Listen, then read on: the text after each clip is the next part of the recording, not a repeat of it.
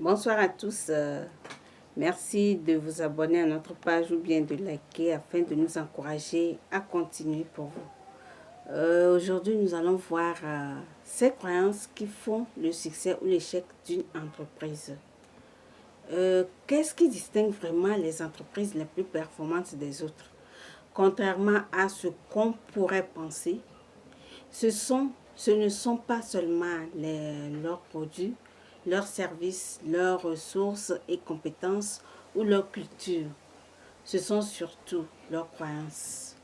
Pour améliorer ses chances de connaître le succès, une entreprise peut utiliser quatre techniques.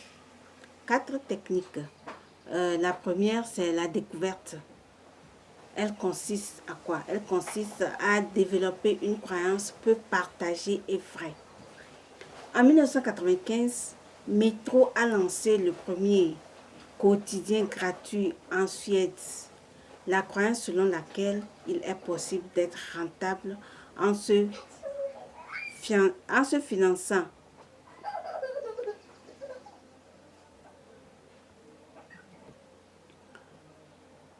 finançant d'être oui, c'est ça.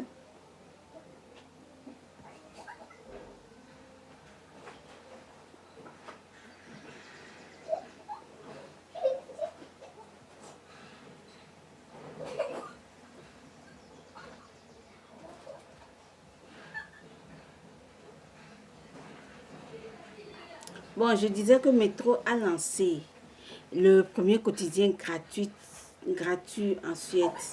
La croyance selon laquelle il est possible d'être rentable en se finançant uniquement avec la publicité était loin d'être partagée avec la presse, mais elle s'est avérée vraie.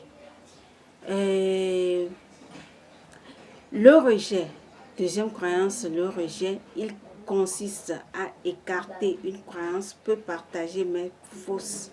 Dans les années 1990, Apple a pris la décision de ne plus fabriquer ses propres microprocesseurs.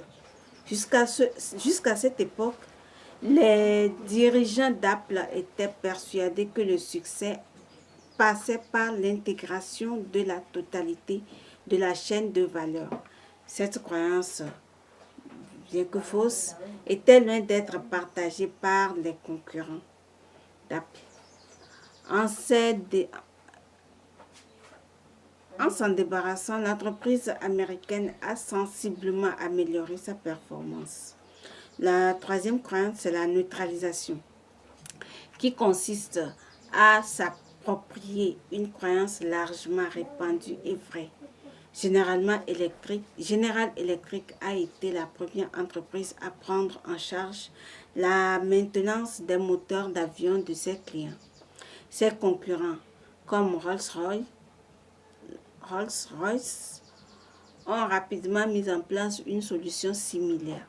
Cela leur a permis de ne pas être distancés par General Electric. La quatrième croyance, c'est l'abandon. Il consiste à se débarrasser d'une croyance largement répandue mais fausse. Depuis quelques années, une chaîne hôtelière appelée Hotel Prost de louer ses chambres à l'heure. Cette stratégie remet en cause la croyance très répandue dans le secteur hôtelier selon laquelle les chambres doivent être louées à la journée. Un des meilleurs moyens de connaître le succès est donc d'avoir des croyances peu partagées et vraies. L'entrepreneur et l'investisseur américain Peter Thiel ne s'y s'est pas trompé lorsqu'il fait passer des entretiens d'embauche. La première question qu'il pose est: quelle est la croyance que très peu de gens partagent de vous? Cela lui permet de repérer les candidats qui ont des croyances différentes. Reste à savoir si elles sont vraies. Donc voilà, nous sommes à la fin de notre présentation. Nous vous remercions beaucoup. S'il vous plaît, aimez, partagez et likez afin de nous encourager.